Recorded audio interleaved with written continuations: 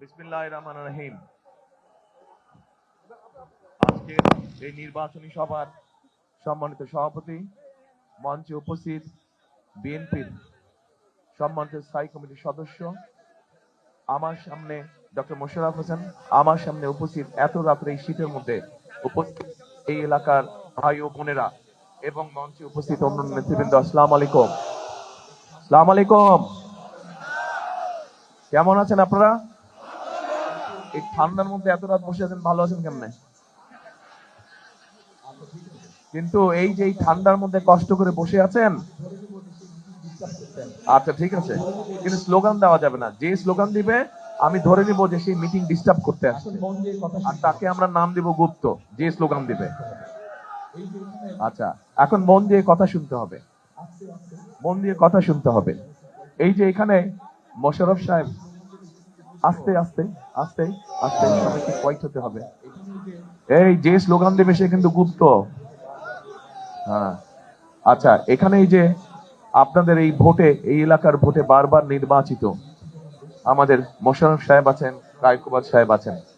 ইনারা যখন আগে বিএনপি যখন দেশ পরিচালনার দায়িত্বে ছিল, ওনারা কি ওনাদের এলাকায় আপনাদের জন্য রাস্তাঘাট, স্কুল, কলেজ, যেগুলো আপনাদের প্রয়োজন, ব্রিজ, কালভার্ট, এগুলো তৈরি করেছে?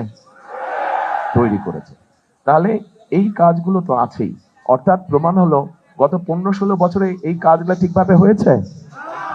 হয় নাই। আচ্ছা, তার মানে প্রমাণ হলো যে ধানের শীষ যখন দেশ পরিচালনার দায়িত্বে থাকে, তখন জেলা উপজেলায় মানুষের চলাচলের জন্য রাস্তাঘাট, ব্রিজ, কালভার্ট, বাচ্চাদের পড়ালেখার জন্য স্কুল, কলেজ সহ এই ধরনের বিদ্যুতের লাইন ব্যবস্থা করা, এই কাজগুলো হয়। এখন প্রিয় ভাই বোনেরা, এখানে মা বোনেরাও বসে আছেন, অনেকে, অনেক রাত হয়ে গেছে। আমি আসছি আমার কথায়, বক্তব্য দিব না, আপনাদের সাথে কিছু বিষয় নিয়ে আমি আলোচনা করব, শুনবেন? আচ্ছা ঠিক আছে, চলেন তাহলে আলোচনা শুরু করি। এখন আমার কিছু চিন্তা ভাবনা আছে। চিন্তা ভাবনাটা হচ্ছে, এই দেশের গ্রামে গঞ্জে শহরে বিশেষ করে খেটে খাওয়া মানুষ যারা, তাদের পরিবারের জন্য, বিশেষ করে তাদের পরিবারে যে গৃহিণী আছে, মা বোনেরা আছে, যারা সংসার চালান, তাদের জন্য আমরা একটি নতুন ব্যবস্থা তৈরি করতে চাই।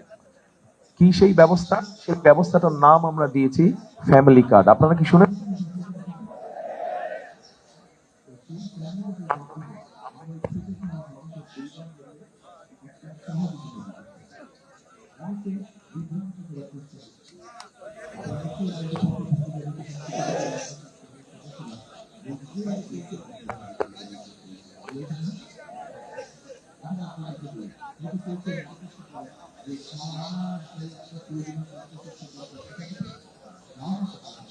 আপনাকে আপনাকে অন্তত মাসে যদি 4টা সপ্তাহ হয়, মাসে তো 4টা সপ্তাহ নাকি, এই 4টা সপ্তাহের মধ্যে এক সপ্তাহ 5-7 দিনের জন্য আপনার প্রয়োজনীয় যে খাদ্যশস্য বা প্রয়োজনীয় যে অর্থ প্রয়োজন হয়, সেটি আমরা দিতে যাচ্ছি। এবং এই কার্ডটি আমরা দিব ভাইদেরকে না, এই কার্ডটি আমরা দিব মায়েদেরকে, এই কার্ডটি আমরা দিব গৃহিণীদেরকে, তাদের কাছে দিতে চাই। কারণ ঘরে সংসারটা চালায় কে? মা বোনরাই তো সংসার চালায়।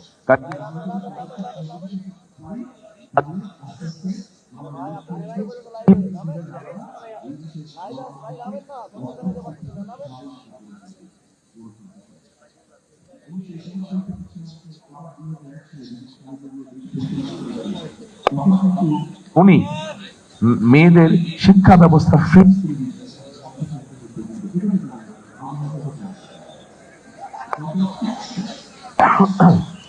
20 বছরে আমাদের অনেক মেয়েরা, অনেক মারা, অনেক বোনেরা শিক্ষিত হয়েছে। আমরা চাই এখন এই মা বোনদেরকে, এই মেয়েদেরকে আমরা চাই অর্থনৈতিকভাবে স্বাবলম্বী করে তুলতে। কারণ আপনি যে, যারা আপনারা সংসার করেন, যারা বিয়ে শাদী করেছেন, কারাগারে বিয়ে শাদী করেছেন, হাত তোলেন তো। আচ্ছা ঠিক আছে, ধন্যবাদ আপনার। এখন এই যে বিয়ে শাদী করেছেন, আপনার সংসার, আপনি একজন মহিলা হন অথবা পুরুষ হন, সংসার কি একা চালাতে পারেন? আপনি যদি পুরুষ হন, আপনার স্ত্রীর সহযোগিতা লাগে। আবার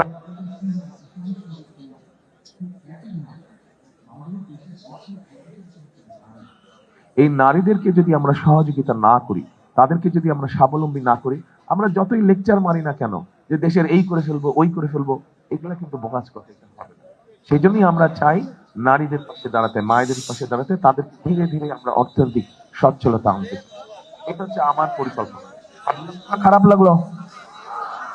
ভালো লাগলো? তো আপনারা ধানের শীষে ভোট দিয়ে ধানের শীষকে জয়যুক্ত করলে ইনশাল্লাহ 12 তারিখে ধানের শীষ ইনশাল্লাহ সরকার গঠন করলে এই পরিকল্পনাকে আমরা চান বাস্তবায়ন করব? ঠিক আছে। এখন আসেন আরেকটা পরিকল্পনার কথা বলি। আমি এর আগে যে মিটিং এ ছিলাম সেখানেও বলছি, আমার হিসাব ভাই 2 2 4 মতো পরিষ্কার হিসাব। এটা জনসভা মঞ্চ, জনসভা মঞ্চে দাঁড়িয়ে আমি আমাদের সাথে বিএনপির সাথে, আমার দলের নাম কি বলেন তো? বিএনপি। বিএনপির যারা রাজনৈতিক প্রতিপক্ষ এখানে দাঁড়ায়, হয়তো তাদের সম্পর্কে আমি অনেক কথা বলতে পারতাম, ওরা এই খারাপ কাজ করেছে, ওই খারাপ কাজ করেছে, সমালোচনা করতে পারতাম। এই জন্যই আমি ওই কাজগুলো করতে চাইছি না। আমি আপনাদের সামনে তুলে ধরতে চাইছি। কি তুলে ধরতে চাইছি? যে বিএনপি সরকার গঠন করলে এই দেশের খেটে খাওয়া মানুষের জন্য বিএনপি কি করবে, নারীদের জন্য কি করবে, কৃষকদের জন্য কি করবে। এবার আসেন কৃষকদের জন্য কি করবে। এইখানে চাষাবাস করেন কারা? হাত তুলেন তো ভাই। জমি জমা চাষাবাস করেন কারা? বহু মানুষ আছেন চাষাবাস করেন, ধন্যবাদ, হাত নামান। হয়তো এখানে অনেক মানুষ উপস্থিত আছেন যারা শহীদ জিয়ার সময় দেখেছেন যে বহু খাল খনন করা হয়েছিল। আজকে বিভিন্ন জায়গায় খাল নদীগুলো বন্ধ হয়ে গেছে, বন্ধ হয়ে গিয়েছে না? বন্ধ হয়ে যাওয়ার ফলে যেখানে আগে পানি পথে যাওয়া আসা করা যেত সেটা যাওয়া আসা করা যাচ্ছে না। সেচের সুবিধার জন্য যেখান থেকে খাল থেকে পানি নিয়ে কৃষি জমিতে দেওয়া যেত সেটা দেওয়া যাচ্ছে না, যাচ্ছে। আমরা এই খাল খনন কর্মসূচি এই এই জায়গায়, এই উপজেলা সহ সারা বাংলাদেশে যত জরুরি খাল আছে, যত প্রয়োজনীয় খাল আছে, এই খালগুলো আমরা পুনর্খনন করতে চাই। এখন বলেন আমার এই পরিকল্পনা কেমন লেগেছে? খাল খনন করতে চান? আচ্ছা, নির্বাচনের পরে ইনশাল্লাহ আমরা সরকার গঠন করলে এই খাল উদ্বোধন করতে, খাল খনন উদ্বোধন করতে আমি আসবো। কে কে যাবেন আমার সাথে খাল কাটতে? হালকা থেকে কি মা বোনেরাও যাবেন? Very good, very good. আচ্ছা, ধন্যবাদ, হাত নামা। এই গেল খাল খননের কথা। এবার আসেন কৃষক, আপনারা যারা চাষাবাস করেন, চাষাবাস যারা করেন, কৃষিকাজ যারা করেন, এদের মধ্যে ক্ষুদ্র কৃষক আছে, মাঝারি কৃষক আছে, প্রান্তিক কৃষক আছে, আবার বড় কৃষকও আছে। কিন্তু সমস্যাটা প্রান্তিক, ক্ষুদ্র, ক্ষেত্র বিশেষে মাঝারি কৃষকদের হয়, খুব কষ্ট হয়। হঠাৎ করে আবহাওয়ার কারণে ফসল নষ্ট হয়ে গেলে বেচারারা বিপদে পড়ে যায়, হঠাৎ করে ফসলে পোকা ধরলে তারা বিপদে পড়ে যায়, হয় না এই কাজগুলা? এখন আমরা মা বোনদেরকে যেরকম ফ্যামিলি কার্ড দিব, ঠিক কৃষক ভাইদেরকেও আমরা একটা কৃষি কার্ড দিতে চাই। প্রথমে আমরা প্রান্তিক, ক্ষুদ্র এবং মাঝারি কৃষক দিব, বড় কৃষক যারা তাদেরকে আমরা পরে দেব, কিন্তু পরে দেব আমরা। এখন এই কার্ডের মাধ্যমে কি সুবিধা হবে? এই কার্ডের মাধ্যমে প্রথমত আপনি যদি 2টা ফসল করেন বছরে, তাহলে অন্তত একটা ফসলের যে বীজ লাগে, কীটনাশক ওষুধ লাগে, সার লাগে, সে চেষ্টা করব কৃষি কার্ডের মাধ্যমে কৃষক ভাইদের কাছে পৌঁছে দেওয়ার জন্য।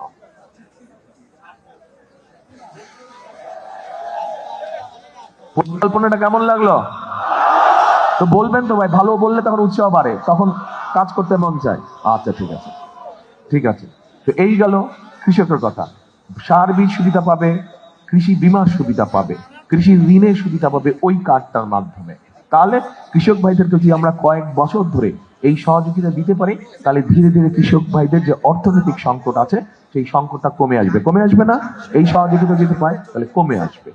আসেন এবার, একটি বিরাট 2 কোটি মানুষ আমরা, আপনারা আমাদের দেশ গ্রামে বিশেষ করে মহিলা এবং বাচ্চারা যারা আছেন, নারী এবং বাচ্চারা যারা আছেন, তারা অনেক ক্ষেত্রেই অনেক সময় অসুখ বিসুখ হলে ঠিকভাবে চিকিৎসার সুবিধা পায় না, তাই না?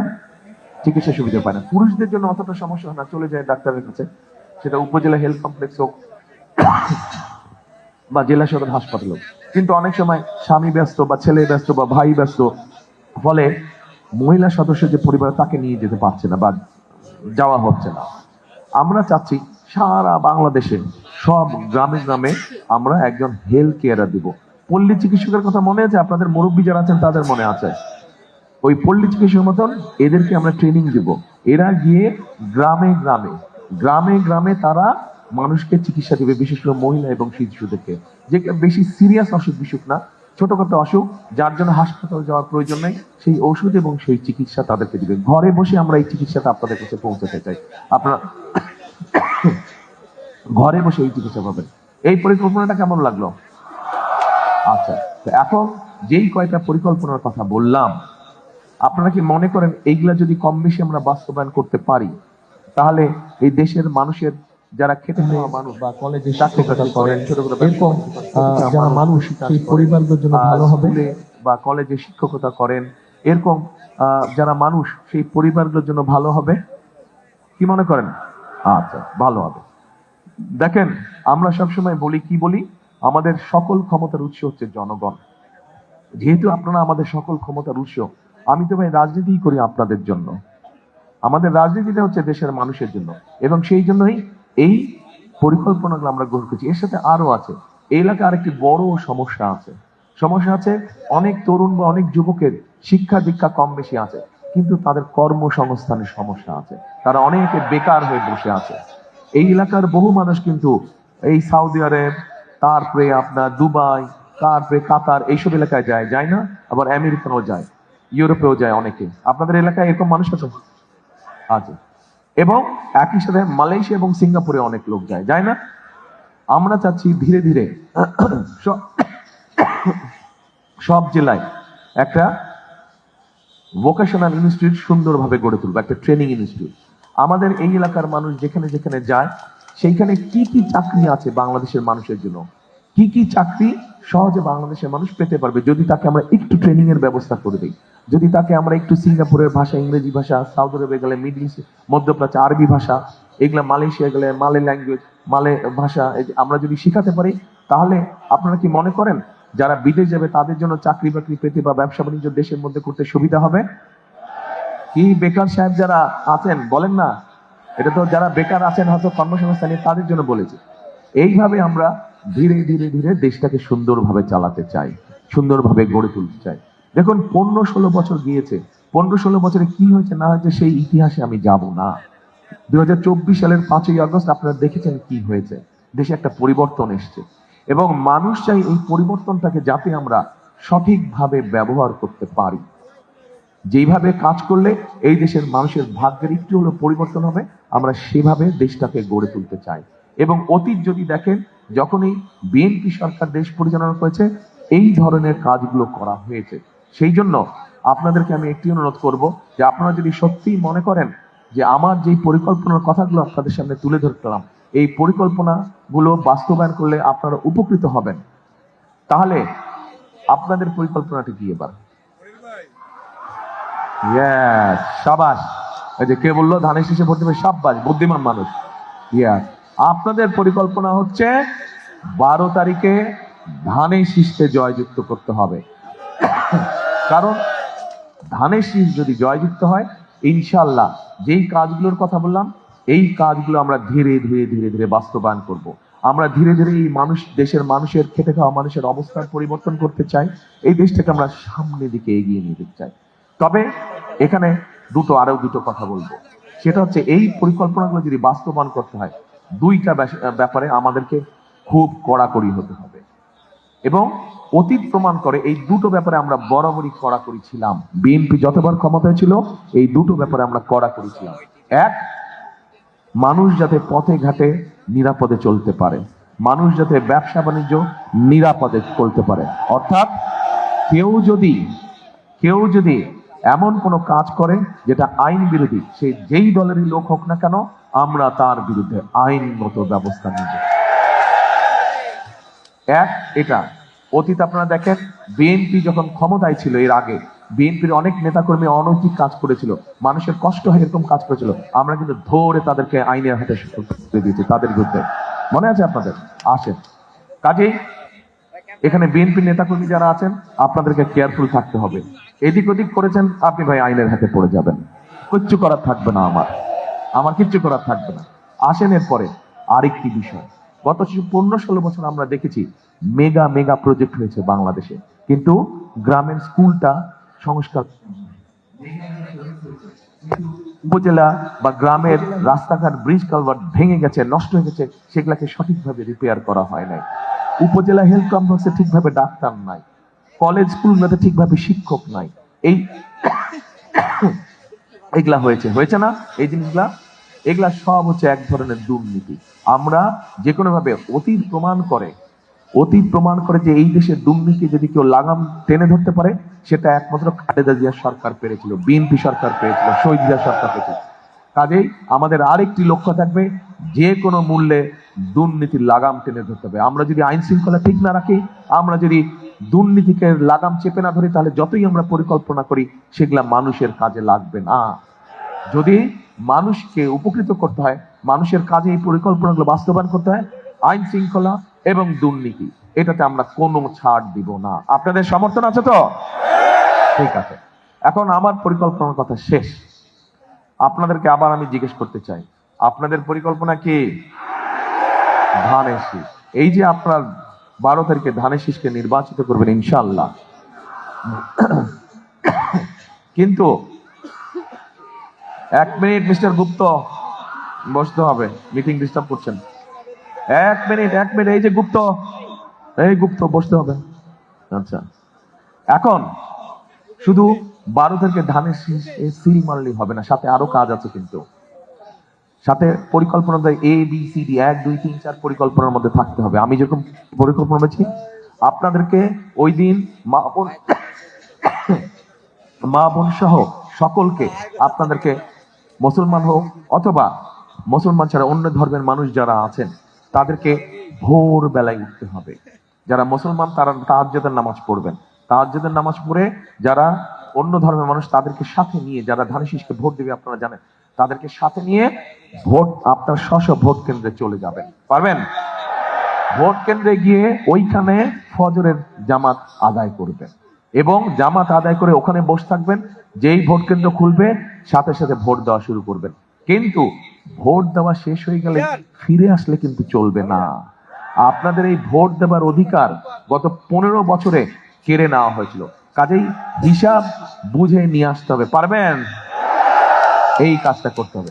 তাহলে রাত হয়ে গেছে অনেক, আমার আরেকটা মিটিং আছে, ওখানেও মানুষ কষ্ট করছে এই শীতের মধ্যে।